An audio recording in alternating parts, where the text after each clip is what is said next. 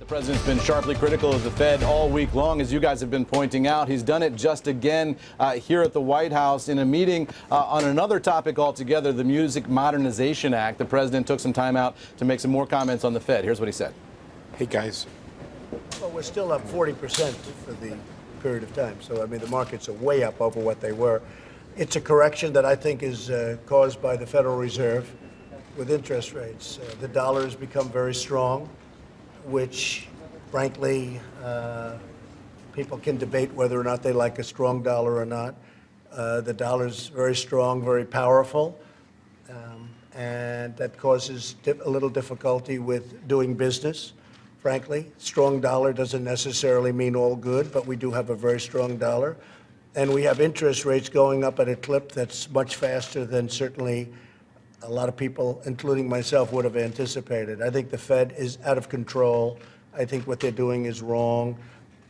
Under the Obama administration, you had a lot of help because they had very little interest. You know, when you talk about economies, our economy is far better than that, but we're paying interest, and they weren't. They were using funny money. But I think the Fed is far too stringent, and they're making a mistake, and it's not right.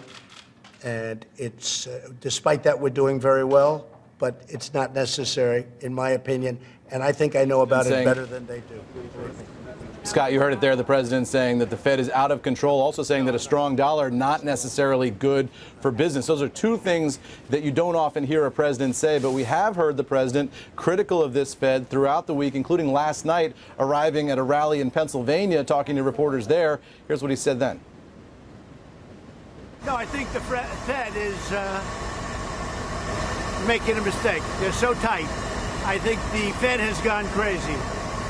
So you could say that, well, that's a lot of safety, actually, and it is a lot of safety, and it gives you a lot of margin. But I think the Fed has gone crazy.